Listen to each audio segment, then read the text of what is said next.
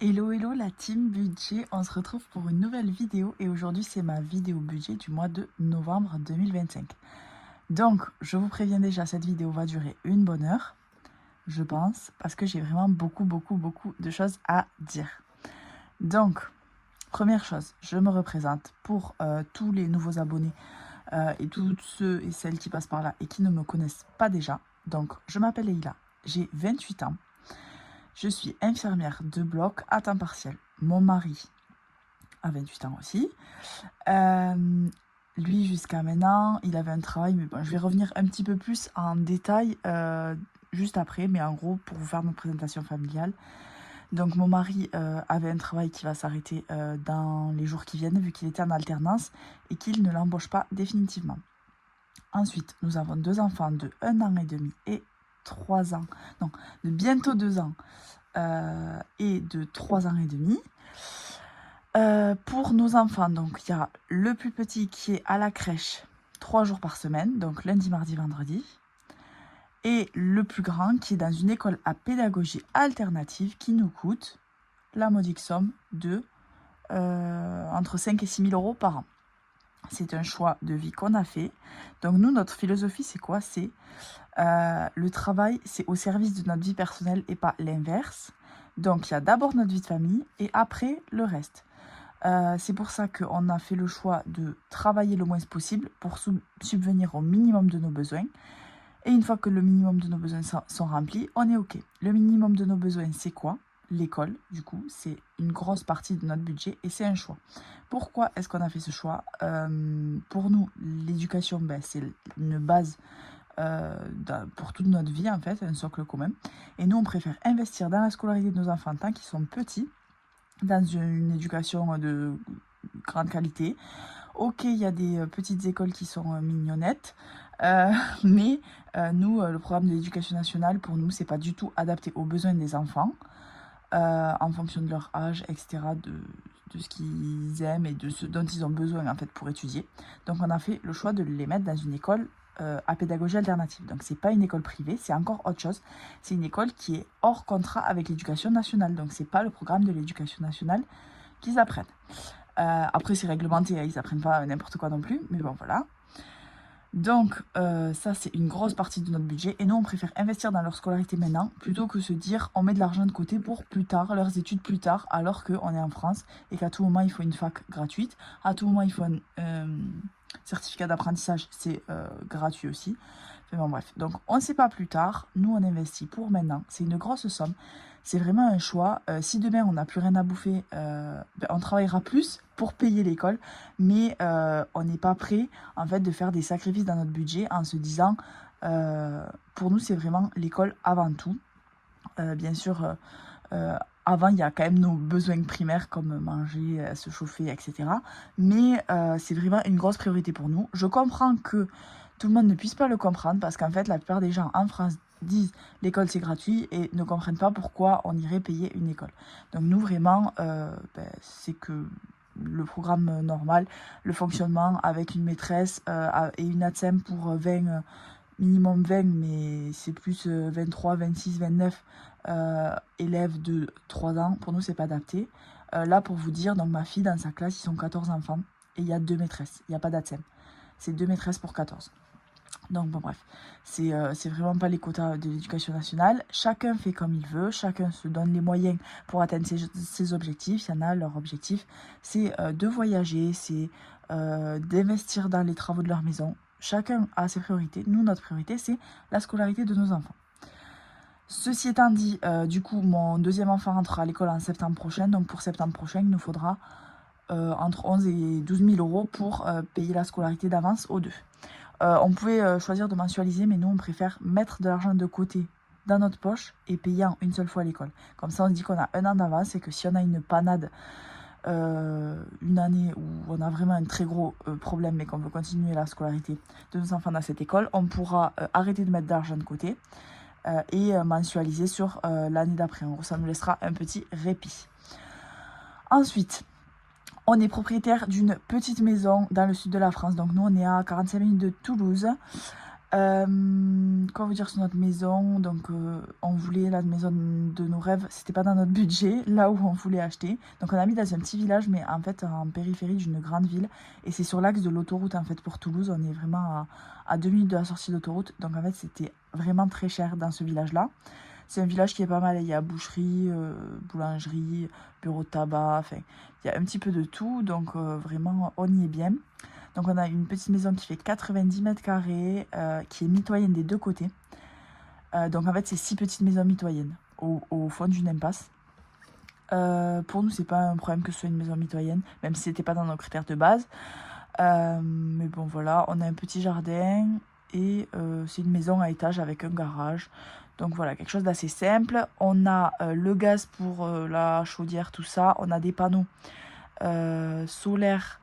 Enfin, non, des panneaux, c'est pas solaire, comment est-ce qu'on dit? Des capteurs solaires, pardon, pour chauffer l'eau. Et on a aussi l'électricité pour la maison, notre voiture électrique et la clim l'été. On n'utilise pas la clim réversible, on ne l'utilise pas en mode chauffage l'hiver. Donc voilà pour chez nous, sachant que là on est le 1er novembre. C'est férié, oui, aujourd'hui c'est ça. Et on n'a encore pas allumé le chauffage. Le soir, il fait 20 degrés chez nous. Vu que c'est une maison mitoyenne et qu'elle est exposée plein sud et que c'est une maison qu'on a achetée neuve il y a 5 ans, du coup, on n'a pas besoin de chauffer beaucoup. Donc ça, c'est vraiment un gros point positif. Même si du coup, l'été, on utilise la clim, on ne peut pas tout avoir. Voilà pour la présentation de notre famille. Je crois que c'est assez exhaustif. Et on a aussi un chat et un chien. Donc, ceci étant dit, je reviens vite fait sur ma vidéo de la semaine dernière où j'étais seule dans ma chambre d'hôtel à chouiner.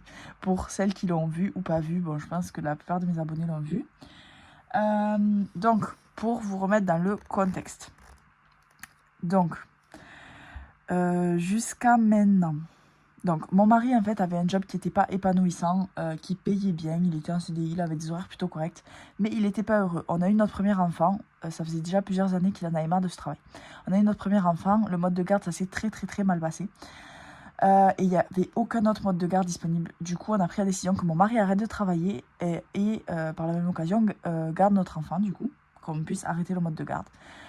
Donc, il a arrêté de travailler.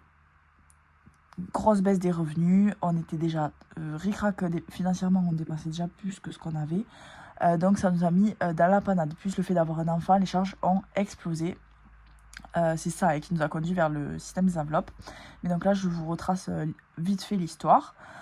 Ensuite, on a eu notre deuxième enfant. Et là, ça nous a encore un peu plus enfoncé. Mais vu qu'on avait commencé déjà à reprendre à mettre notre budget, finalement, on s'est rendu compte que c'était juste une mauvaise gestion et que même si on avait moins d'argent, on pouvait y arriver. Mon mari a repris le travail en juin de cette année. Donc, il est resté 2 ans, un peu plus de 2 ans à la maison.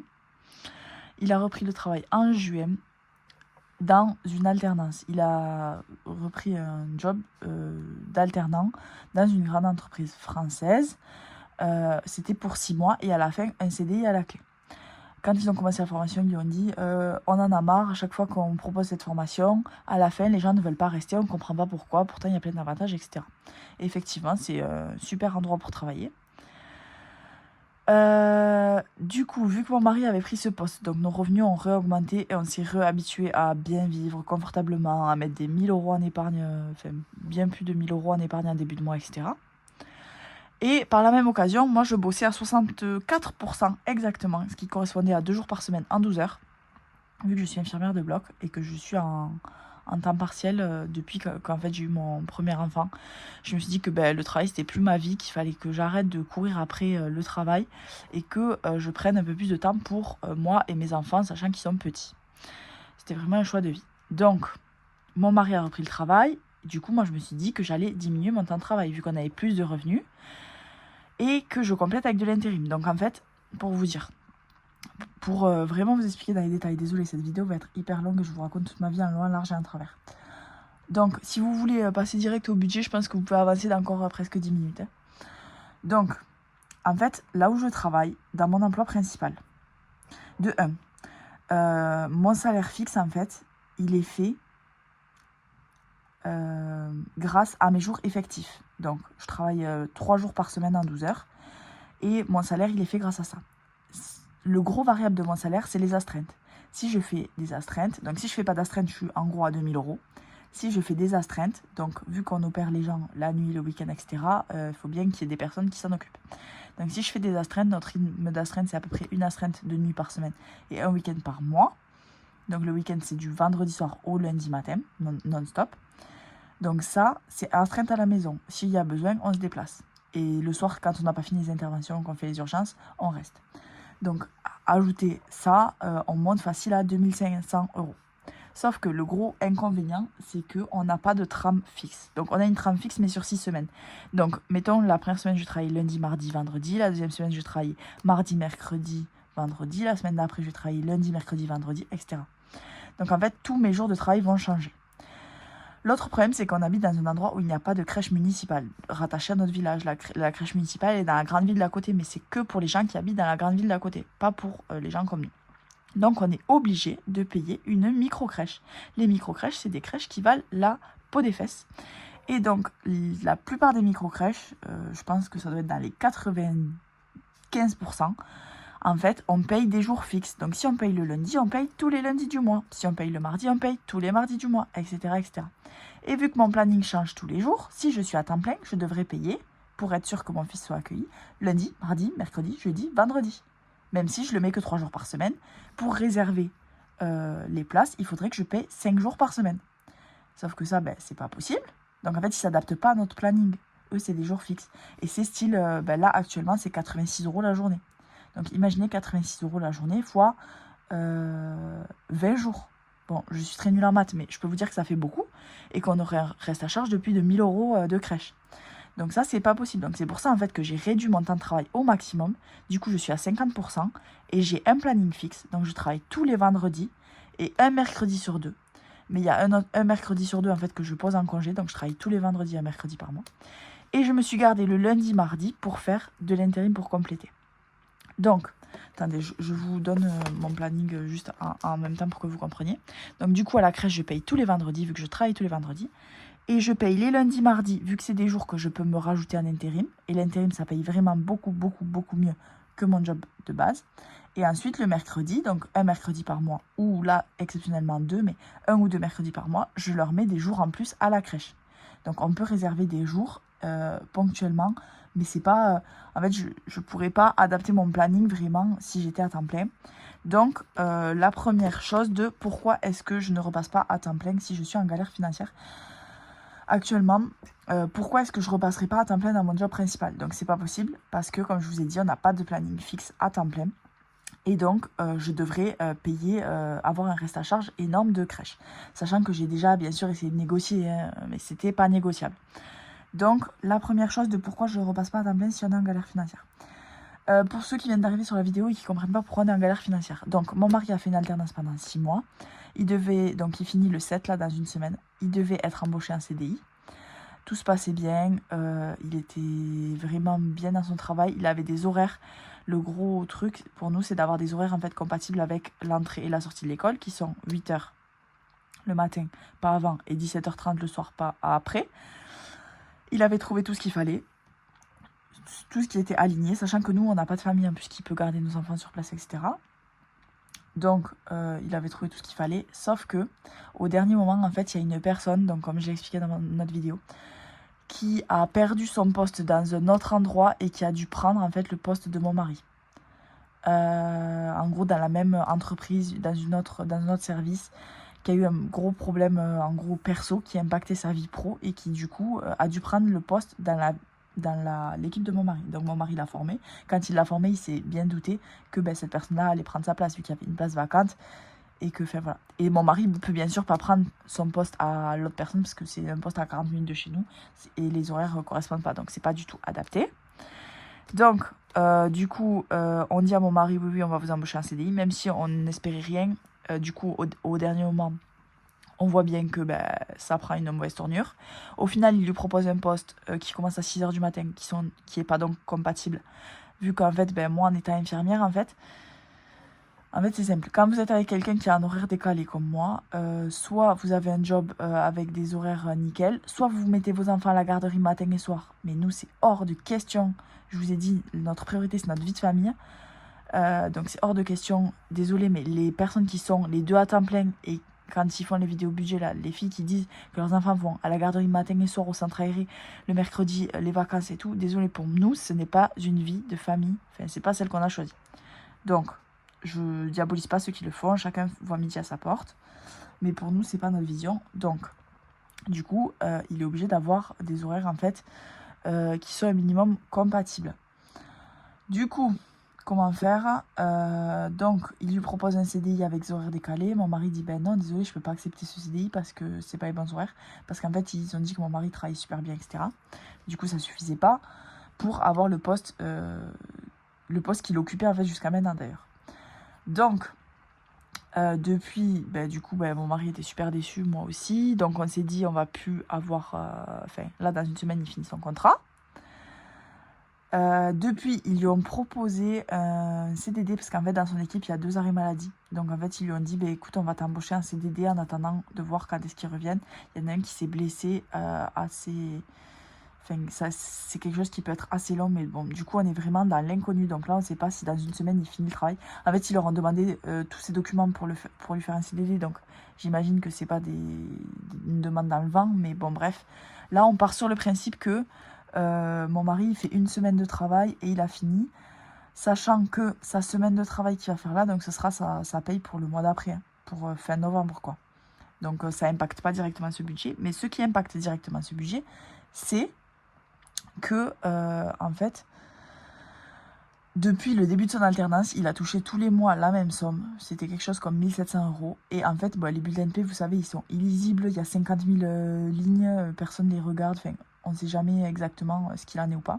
Quand on commence dans un nouvel emploi et qu'on a tous les mois la même fiche de salaire, tous les mois les mêmes lignes, on ne se pose pas la question de s'il y a un problème ou pas. Il a reçu un mail il y a 3 semaines, il y a deux semaines je crois maintenant, pour lui dire qu'il avait eu un trop perçu de 100 € par mois, donc 600 ou 700 € en tout, et que du coup ça serait régularisé sur 2 mois. Donc le mois, la paye de fin octobre, donc pour notre budget de novembre, et la paye suivante. Sauf que la paye suivante, vu qu'il aura fait à peine 10 jours, en fait, tout ne pourra pas se prélever sur cette paye-là. Donc, au lieu de 1700 et quelques ce mois-ci, il a eu 1350. Désolée, je bois parce que je fais que débiter, je parle super vite. Mais ça me tenait à cœur d'éclaircir quelques sujets parce que j'ai eu beaucoup de commentaires sous ma vidéo. Et donc, en fait, des gens qui ne comprenaient pas, pourquoi on paye une école si cher si on n'a pas d'argent. Ensuite, après, il y a eu beaucoup de personnes bienveillantes et ça, c'est super. En fait, c'est une question de priorité. Les gens avaient du mal à comprendre nos priorités. Donc, non, je ne peux pas repasser à 100%, sinon c'est encore moins avantageux. Du coup, je fais de l'intérim, donc qui est très bien payé, mais les missions d'intérim, c'est très aléatoire, comme le mois dernier où j'ai pu en avoir que 2, alors que le mois d'avant, j'en avais eu 4. Donc 4, ça fait quand même 1200 €. 2, ça fait plus que 700. Donc voilà. Les astreintes à mon travail qui sont très aléatoires. Donc pareil, le mois dernier, en fait, sur cette paye, du coup, j'en ai presque pas eu. Mais le mois d'après, j'en aurai beaucoup plus. Donc, c'est vraiment difficile, en fait. Là, toutes les planètes se sont alignées, mais dans le mauvais sens, pour nous nuire, pour nuire à notre budget. Donc, j'ai pas fait d'astreinte, j'ai presque pas fait d'intérim. Mon mari a eu ce trop perçu. En plus, il va perdre son job. Donc, il y aura plus vraiment d'entrée d'argent comme avant. Dans tous les cas, j'ai réduit mon temps de travail. Donc, bref. C'est un peu... voilà. Ça a été un gros coup au moral, le temps est passé. D'ailleurs, ma vidéo, je l'avais fait... Ah oui, ça c'est une autre question qui est revenue. Ma vidéo, je l'avais fait en direct de l'hôtel. Donc, les gens se disent, elle se plaint qu'elle n'a pas d'argent, mais elle est à l'hôtel. Donc, pour vous remettre dans le contexte, de l'intérim, j'en fais depuis 3 ans. Ouais, depuis que ma fille est née. Donc, ça fait 3 ans que je fais de l'intérim, à 1 heure de chez moi. Et ce n'est que la 2e fois que j'ai pris un hôtel. Parce qu'en fait, d'habitude, je prends toujours des jours qui ne sont pas consécutifs. Parce que c'est vraiment loin, donc c'est à 1 bonne heure, 1 heure vraiment. C'est de la nationale, donc il y a beaucoup de camions. Les gens roulent vraiment comme des tarés, donc c'est limité à 90, mais les gens, le matin, je suis sûre, ils roulent à 110, des fois 130. Ils font des dépassements dans des endroits où il n'y a pas le droit, etc. Il y a aussi des animaux qui traversent le matin ou le soir en pleine nuit. Sachant que moi j'ai eu quelques accidents là récemment. Si vous me suivez, vous savez, j'ai eu plusieurs accidents cette année. 2 gros accidents cette année et j'avais déjà eu des accidents de voiture avant. Donc je me suis pris un chevreuil et je suis rentrée dans une voiture. Bon, ça c'était une erreur d'inattention, rentrer dans une voiture, mais bon, bref. Pour vous dire que la voiture c'est quelque chose de très anxiogène pour moi. Chaque fois que je prends ma voiture, je me demande si le soir je vais rentrer chez moi ou pas. Vous inquiétez pas, j'ai pris rendez-vous avec une psy, c'est pas... Enfin voilà, du coup, en fait, pour moi, faire 1 heure aller, 1 heure retour, 1 heure aller, 1 heure retour, 2 jours d'affilée, c'est pas possible. Sachant que je finis à 19 h, je rentre chez moi à 20 h, mes enfants sont déjà couchés, donc je profite même pas de voir mes enfants. Et le lendemain matin, il faut que je me lève à 6 h du matin, et quand je me lève, ça réveille mes enfants. Donc en fait, ça nuit plus à ma vie de famille qu'autre chose, que je rentre. Et ça impacte ma fatigue, et surtout que j'ai des frais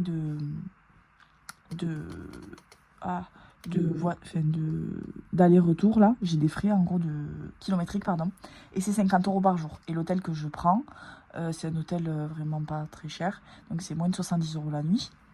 Donc je prends pas le première classe, la F1 où il y a les chiottes dehors à 30 € la nuit, non, j'en suis pas là. Donc je prends un hôtel à 70 € la nuit, et donc oui c'est un confort, mais en fait pour moi c'est indispensable. Et en fait en 2 jours je gagne 700 €. Donc en fait c'est 70 € pris sur 700 €, et c'est que la deuxième fois de l'année que je le fais. Donc les personnes qui m'ont dit oui mais t'abuses, si t'as pas d'argent va pas à l'hôtel.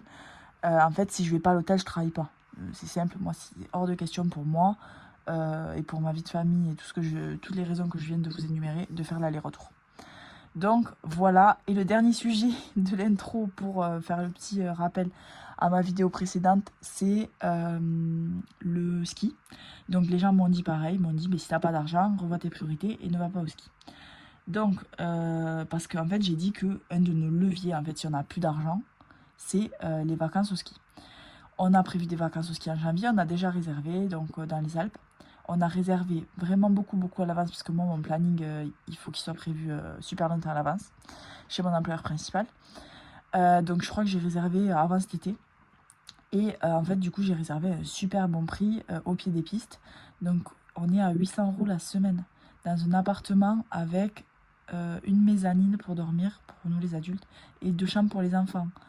Et enfin, au pied des pistes, normalement, c'est des mini trucs là avec juste un lit superposé. Non, là, on a pris vraiment un truc vraiment très correct à 800 € dans les Alpes où on est sûr qu'il y aura de la neige.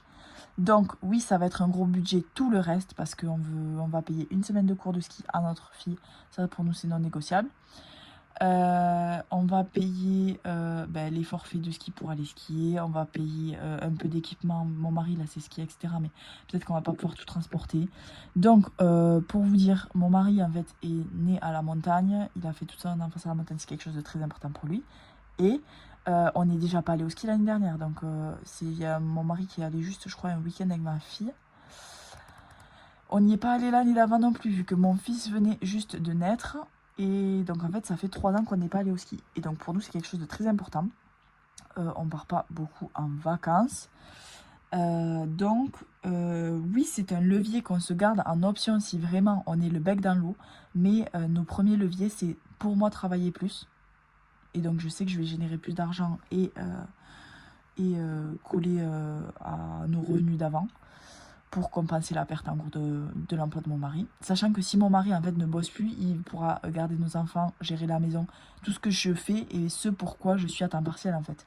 Et c'est ce qu'on faisait avant en fait.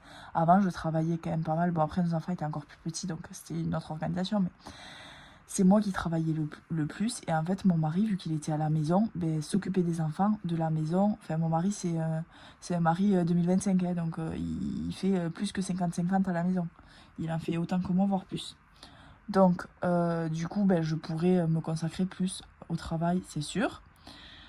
Donc, ça. Ensuite, on a une épargne régule salaire. Donc, c'est une épargne dans laquelle on met un petit peu d'argent tous les mois. Et pour les mois creux, comme par exemple ce mois-ci, on n'a pas besoin de taper dans ce mois-ci, mais là, on sait qu'on va avoir des mois plus creux avec la perte d'emploi de mon mari. Et donc, on pourra taper dans cette enveloppe régule salaire. Et ensuite, on a aussi un fonds d'urgence avec 1 mois d'avance. Sachant que normalement, on n'aura pas besoin d'utiliser notre 1 mois d'avance en entier, vu que moi, je garde mon job. Donc, voilà pour les précisions. Donc, le ski, c'est un levier non... comment ça s'appelle ? c'est un levier non négociable, c'est sûr. Si on en a besoin, je vais préférer mettre de la nourriture dans la bouche de mes enfants plutôt qu'aller une semaine au ski, 10 jours au ski pour 3000 balles. Ça, c'est sûr. Mais après, c'est quelque chose en fait qu'on a pesé et qui est important pour nous. Et si on peut se le permettre, on se le permettra, sachant qu'en fait, on a déjà mis les 3/4 d'argent de côté pour. Donc, voilà. Donc, une fois tout ça dit, on est à 25 minutes de vidéo. Si vous nous avez lâché déjà, désolé. C'est parti pour ma vidéo budget. Donc, je vais essayer de faire précis, mais pas trop parce qu'on est déjà à 25 minutes et que j'ai pas envie de vous saouler. Donc, on commence avec le calendrier budgétaire. Donc ça, c'est de chez Blush. Du coup, je me suis activée. Hein. Ça m'a fait un peu peur, toutes ces pertes de revenus. Donc, entre le moment où mon mari a appris qu'il allait plus avoir son CDI et le moment où ils lui ont proposé un CDD, je me suis bien activée. Donc, j'ai trouvé un endroit en fait où ils recherchent des infirmières pour faire des nuits. Bien sûr, c'est pas le job de rêve de travailler de nuit dans un endroit. C'est pas une maison de retraite, mais c'est... je sais pas comment ça s'appelle, comment on peut appeler ça, bon bref. C'est pas une maison de retraite, mais c'est un endroit où en fait on est seule infirmière pour 36 patients. Avec 1, 2 ou 3 aides-soignants, ça dépend en fait des secteurs, bon bref. Donc j'ai trouvé cette solution de repli, sachant que mon intérim en tant qu'infirmière de bloc s'est soufflé un petit peu en ce moment. Donc mes jours de travail fixes, c'est le vendredi dans mon emploi principal et un mercredi par mois. Donc les jours que j'ai rajoutés pour bien vous montrer. Qui n'impacteront pas notre budget de novembre, mais pour vous montrer que en fait depuis je me suis sorti les doigts un peu. Donc j'ai pris une nuit du coup demain, donc je vais avoir vraiment un gros mois pour moi. Je fais la nuit de dimanche, je fais la nuit de lundi, donc mardi je vais dormir de ma nuit de lundi, je retravaille mercredi, je suis d'astreinte, je retravaille vendredi, samedi, dimanche, je suis d'astreinte, d'ailleurs je ne l'ai pas noté là.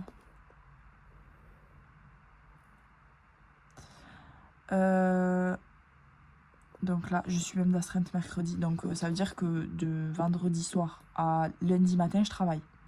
Je travaille la nuit de lundi, la nuit de mardi. Donc mercredi, je dors de ma nuit.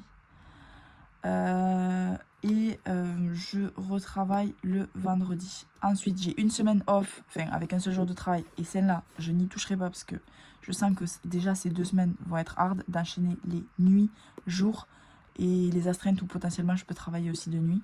Donc ça fait un gros rythme. Et ensuite, à mon travail, il y avait besoin exceptionnellement, mais ça arrive jamais, comme par hasard, de jours supplémentaires avec une prime de retour de 90 € brut. Donc, je me suis pris 2 jours en plus à mon travail. Et là, je travaille aussi. Donc, en fait, je vais avoir un mois avec quand même 1, 2, 3, 4, 5, 6, 7, 8, 9, 10, 11. Avec 11 jours de travail, plus une astreinte de 59 heures le week-end. Donc, c'est vraiment un très gros mois pour nous. Ça correspond à plus d'un temps plein. Tout ça en heures, ça fait bien plus qu'un temps plein. Parce que moi, je travaille en 12 heures. Comme je vous ai dit. Donc, voilà. Du coup, en fait, là, je commence novembre sereinement en me disant, oui, je vais beaucoup travailler, mais je sais qu'à la fin du mois, ça va me donner au moins 2500 € et du coup, de quoi respirer et pas me stresser sur, oui, on va plus avoir d'argent. Sachant que du coup, mon mari va avoir un CDD ou pas, on ne sait pas encore. Et ça, c'est nos semaines d'alimentation. Donc, nous, on fait les courses le jeudi et donc, on a commencé ce jeudi-là et on est à 1, 2, 3, 4 semaines. Normalement, on aurait pu faire une 5e, mais on va pas le faire parce que le budget est un peu serré. Donc voilà, je suis encore un peu en hésitation, mais je pense qu'on va pas la faire. Voilà, ceci étant dit, je vous prends mon petit budget prévisionnel de ma Melissa Reset Budget que j'adore. Je vais vous zoomer peut-être un peu plus, que vous puissiez voir. Peut-être je vais pousser ça, si ça vous gêne. Je sais pas comment me mettre. Hop, voilà. Là, on est pas mal. Donc, pour mon budget prévisionnel du mois de novembre 2025. Donc, comme je vous ai dit, chez mon employeur principal, j'ai eu 1250 €. En intérim, donc j'ai eu mes 680 € qui équivaut à mes 2 jours de travail d'intérim. Mon mari, il a eu du coup 1350 € au lieu de du coup 1700 jusqu'à maintenant. Donc, a été déduit une partie de son trop perçu et sera déduit sur le mois d'après où il allait déjà toucher pas grand chose, l'autre partie. Ensuite, la CAF, toujours 340 € pour un enfant de moins de 3 ans, etc. Bon, c'est forfaitaire. Et ensuite, on a les tickets resto pour 80 € de mon mari. Donc, je ne l'ai pas compté dans le total, mais je l'ai mis entre parenthèses parce que c'est quand même une entrée d'argent. Donc, en tout, on est à 3620 € d'entrée d'argent, sachant que nous, avec mon mari, on enlève toujours 400 € parce qu'on se verse chacun 200 € d'argent de poche, avec lequel on paye nos forfaits téléphone et on paye aussi nos sports. Donc moi, mon abonnement à la salle de sport, lui, sa licence de rugby. Et on paye le cadeau pour nos proches, c'est-à-dire nos mamans, nos frères et sœurs. Et pour se faire un cadeau mutuellement. Et après, pour se faire des petits loisirs avec les copains, si on a envie, les copines, aller boire un coup au resto avec nos amis, etc. Ou se faire un resto ensemble, si on a envie de s'inviter mutuellement. Donc ça, c'est nos 400 € qu'on retire. Du coup, notre budget familial, il se fera sur 2220 € ce mois-ci. Donc, nos charges fixes, toujours pareil. Crédit, assurance du crédit, on est à 726 €. L'assurance de notre maison, 26 €. Le gaz, 50 €. L'électricité, 125 €. Donc, c'est 75 € pour la maison et 50 € pour notre voiture électrique. Les frais bancaires, on est à 16 € par mois. Donc, nous, on utilise tous les prélèvements sur le crédit agricole. Mais je vous montrerai juste après parce que j'ai fait toute notre routine de jour de paye. Vu que là, pour la première fois cette année, je vous fais notre salaire directement au réel. Vu que j'étais vraiment pas sûre des entrées d'argent, j'ai attendu d'avoir le vrai réel de nos entrées d'argent. Canal Plus et le Cloud, ça fait 25 €. L'assurance de nos 2 voitures, 87 €. Le LLD, donc le leasing de notre voiture électrique, où on a bénéficié du leasing social, 154 €. L'assurance vie des enfants, on est à 60 €. Donc c'est moitié-moitié chacun. La taxe foncière liée à la poubelle, on est à 15 € par mois. La crèche, en reste à charge, on sera à 200 € ce mois-ci. Environ, je ne sais jamais exactement. Vu qu'on a changé de crèche, en plus, c'est vraiment le bazar. Et la mutuelle, en fait, j'ai mis 50 € point d'interrogation parce qu'en fait, si mon mari n'est plus embauché à son travail, je ne sais pas trop comment ça marche. Donc, il y a des commentaires qui m'ont dit qu'on pouvait garder la mutuelle 1 an après, après ne plus être employé, en gros, dans l'entreprise. Sauf que je crois que les ayants droit, donc par exemple nos enfants qui sont rattachés à sa mutuelle, ne peuvent pas rester rattachés. S'ils doivent être rattachés à ma mutuelle à moi c'était 70 € par mois. Et vu qu'on aura déjà passé une petite partie du mois, j'ai mis 50. Mais donc voilà, ça c'est un coût à rajouter. Donc en plus de ne pas avoir de ticket resto quand il aura plus de travail, on va devoir repayer en fait une mutuelle. Et c'était 70 € par mois quand même de reste à charge. Moi et les enfants. Et lui d'ailleurs, parce qu'en fait nous, c'est un contrat famille à partir de 3 dans mon entreprise. Donc tout ça, on est à 1544 € de charges fixes. Donc ce mois-ci, j'ai fait mon budget dans l'autre sens. J'ai mis les charges fixes, les enveloppes au minimum. Ensuite, les épargnes. Donc j'ai commencé avec la première partie obligatoire, la deuxième partie optionnelle et la troisième partie parce que j'ai vu qu'il y avait encore un peu de marge. Et ensuite j'ai fait le total des 3. J'ai pas directement soustrait à 3220. Parce qu'en fait on a besoin d'un minimum en fait pour vivre. Donc voilà. Du coup pour l'alimentation, j'ai décidé de faire 220 € au total, soit 50 € la semaine 1, plus 25 € de ticket resto. 50 € la semaine 2, plus 25 € de ticket resto. 50 € la semaine 3, plus 25 € de ticket resto. Et ensuite, il ne restera que 5 € de ticket resto. Donc, la semaine 4 sera à 70 €. Donc, voilà comment on a ici les tickets resto. Ensuite, pour ce qui est du carburant, donc 90 €. Donc, ça peut vraiment varier si mon mari, du coup, arrête de travailler. On aura beaucoup moins d'aller-retour. Pour les enfants, j'ai décidé de mettre que 10 € en cash. Parce qu'on a un mois serré. Donc, du coup, 10 € c'est... Désolée pour l'interruption, mon téléphone n'avait plus de stockage. Donc, comme je vous disais, les 10 € des enfants, c'est pour aller manger un petit bout. Une crêpe, un manège, un petit truc pour les enfants. Sachant que d'habitude, on a aussi une enveloppe extra où on met 10 €. L'enveloppe kids, on met plutôt 20. On a aussi une enveloppe hygiène. Enfin, donc là, j'ai mis vraiment au minimum. Donc ça, ce sera mes seules enveloppes en cash, ce sera ça ce mois-ci. Et ensuite, pour ce qui est virtuel, on aura 30 € pour l'enveloppe pain. Donc ça, on reste à 30 € parce qu'on ne peut pas faire moins. L'alimentation en drive et bio, c'est 30 € aussi. Les enfants en virtuel, j'ai mis 30 € parce qu'il faut déjà 15 € pour mon fils chez le coiffeur. Donc il nous restera 15 € pour le mois.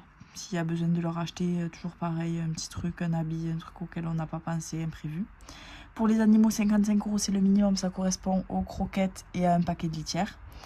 Pour les couches, j'ai mis 15 €, c'est le minimum parce que j'avais pris un paquet d'avance ce mois-ci. Donc normalement 15 € ça correspond à un seul paquet de couches ou des lingettes. On verra ce dont on a besoin. 30 € en hiver, ben, c'est pareil, c'est parce que ben, si on a besoin de sac poubelle, d'aller à Action pour acheter des lingettes, je sais pas, enfin, il me faut au moins ça, 30 €. J'ai gardé l'enveloppe sortie au début, je voulais l'enlever, mais bon, je me suis dit que j'allais essayer de ne pas l'utiliser. Mais je préfère la garder quand même, au cas où. Ça, c'est un petit luxe, c'est vrai, l'enveloppe sortie 30 € si un week-end on va à Toulouse. Parce qu'en fait, nous, du coup, nos enfants ne font pas de sport. Et du coup, on a dit qu'on préférait en fait faire une enveloppe sortie et chaque mois, en fait, mettre par exemple 30 € et aller à l'escalade ou leur payer un cours de poney ou aller à la ferme, etc. Donc, ça correspond à ça. Les 30 € dans imprévu, je les ai laissés aussi parce qu'on ne sait jamais.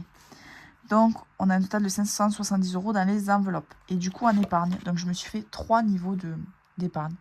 Donc, le premier niveau d'épargne, c'est les épargnes obligatoires, incompressibles pour ce mois-ci.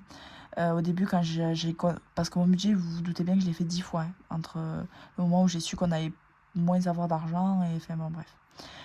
Vu qu'à la base, en fait, j'avais fait sur beaucoup moins, parce que moi, je devais avoir que 1000 ici. Et mon mari, en fait, j'avais compté que 1000 aussi parce qu'il devait avoir tout son trop perçu prélevé. Enfin, bref. Donc, les épargnes minimum chez nous, c'est la scolarité, 800 €. Comme je vous disais, c'est un pôle très important pour nous. Les frais de copro, on a des petits frais de copro, c'est 15 € par mois. On n'a pas le choix que... Donc, je les provisionne vu que c'est une fois par trimestre. Et Noël, 30 €, ben, parce que ça arrive et que nous, on a déjà un petit budget, entre guillemets, pour Noël, 360 €. Donc oui, les gens m'ont dit, t'inquiète pas, pour Noël, tu fais le minimum et tout. Mais je fais déjà le minimum syndical. Pour nous, on fait le minimum. C'est 20 € de cadeaux par neveu et nièce, 50 € pour chacun de mes enfants. Ça comprend même pas le cadeau de mon mari et moi. Et ensuite, c'est le calendrier de l'Avent, quelques décos, mais pour 10-20 € max. Et le repas de Noël et le repas de Nouvel An. Donc on ne peut pas faire moins, je pense, que 360 € pour tout ça. Ensuite, vu que j'ai vu que ben, ça passait, on a rajouté les autres épargnes prioritaires, c'était 20 € pour les anniversaires et 40 € pour l'eau. Donc ça, pareil, l'eau, c'est 3 fois par an. Donc on le provisionne. Ben.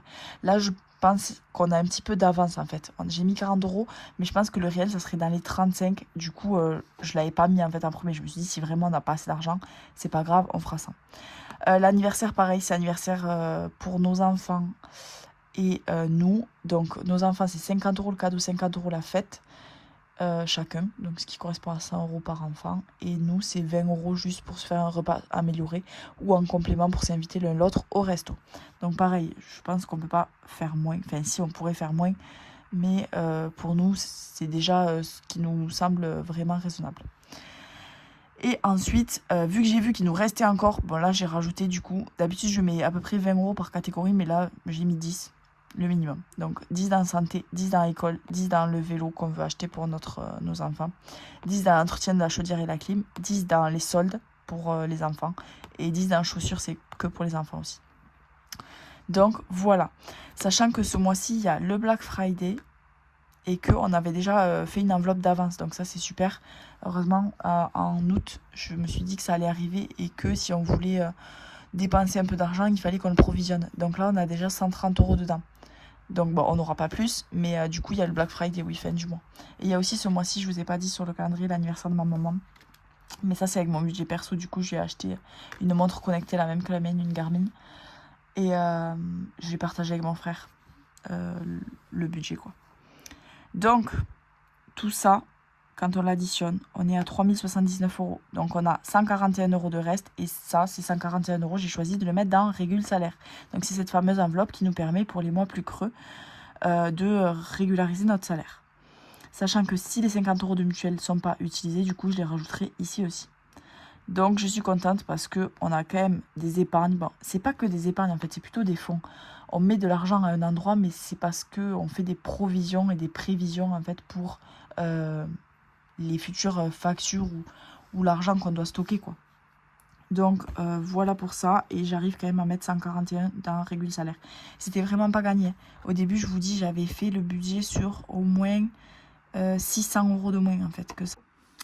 Donc voilà, désolée, c'est encore coupé pour mon stockage, mais du coup voilà, je suis super contente de pouvoir mettre quand même 140 €, sachant que oui, voilà, au début j'avais budgété avec 600 € de moins, donc en fait tout ça là, c'était sûr que ça passait pas, et je devais même taper déjà dans le régule salaire. Donc je suis vraiment soulagée de avoir pu me booker des jours en plus pour ce mois, donc je sais que normalement pour le mois de Noël ça ira. Sachant qu'à Noël, souvent c'est un mois où on dépense quand même peu vu qu'on a déjà l'enveloppe Noël qui est prévue et que en fait c'est des grosses dépenses du mois, c'est l'enveloppe Noël. Sachant que nous en fait on achète tous nos cadeaux pour le Black Friday, donc là on va vider une grosse partie de l'enveloppe Noël pour ça. Donc là je vous ai fait du coup mon petit pense-bête. C'est pour moi et c'est pour vous. Donc mon budget il est réduit vu que d'habitude en fait j'ai 3800 minimum en tout et 3400 pour nous vu qu'on enlève les 400 € de mon mari et moi. Et là ce mois-ci vous voyez on est à 3220, donc moins que le minimum que j'avais jusqu'à maintenant. Donc ça je vous ai dit, monsieur trop perçu plus perte d'emploi, moi je suis à 50% et mon intérim c'est variable vraiment.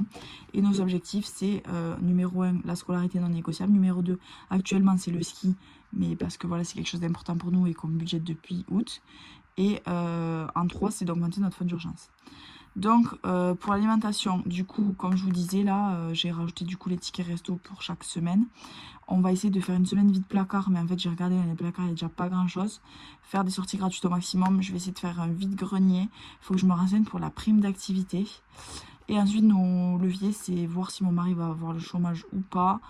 La mutuelle si on a besoin de la payer ou pas, et diminuer les jours de crèche si jamais mon mari travaille pas, on va pas continuer de payer 3 jours de crèche par semaine, on va baisser le contrat je pense à 2 jours parce que avoir les enfants H24 avec nous c'est quand même très difficile vu que comme je vous disais on a 0 relais, donc quand on est malade, quand on a des rendez-vous et on fait aussi beaucoup de sport, donc voilà c'est bien d'avoir aussi un minimum de crèche et pour la socialisation et tout. Mes 200 € de mon budget perso, je vous l'ai mis ce mois-ci. C'est vrai que je le fais pas tout le temps. Mais du coup, voilà. Donc, qu'est-ce que j'en fais donc, mes 200 € en perso.